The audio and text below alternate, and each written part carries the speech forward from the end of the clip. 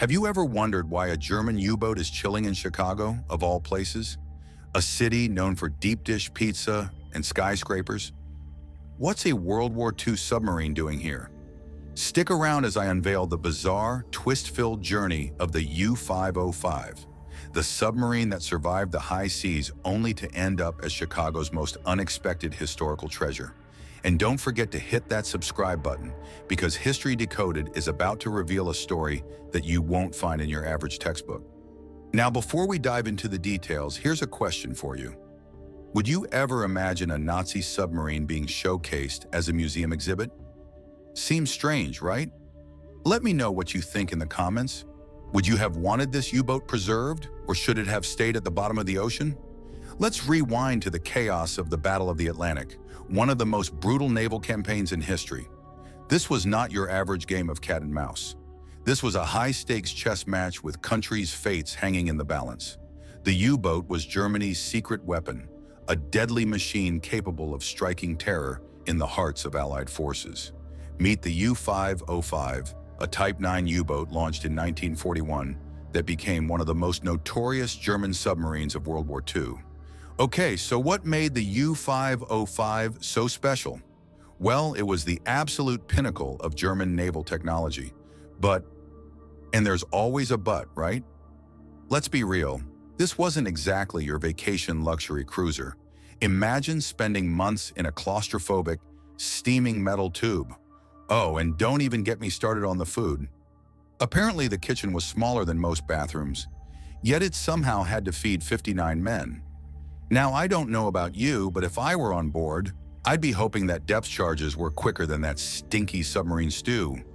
U-505 wasn't just sitting around sipping tea, it was out there sinking Allied ships with impressive precision.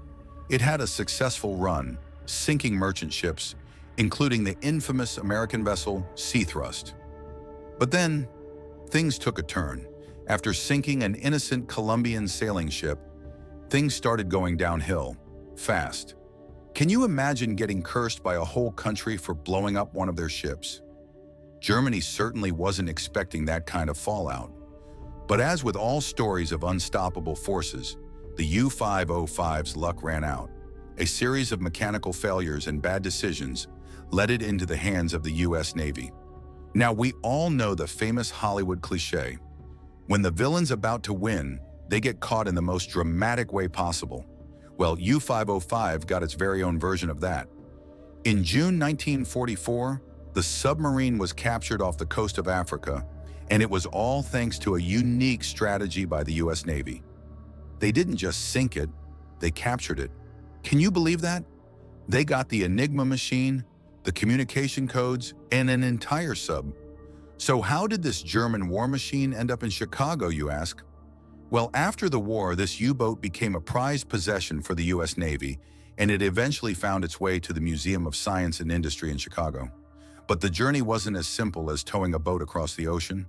Oh no, there were financial hurdles, bureaucratic nonsense, and even an issue with Canadian tax laws.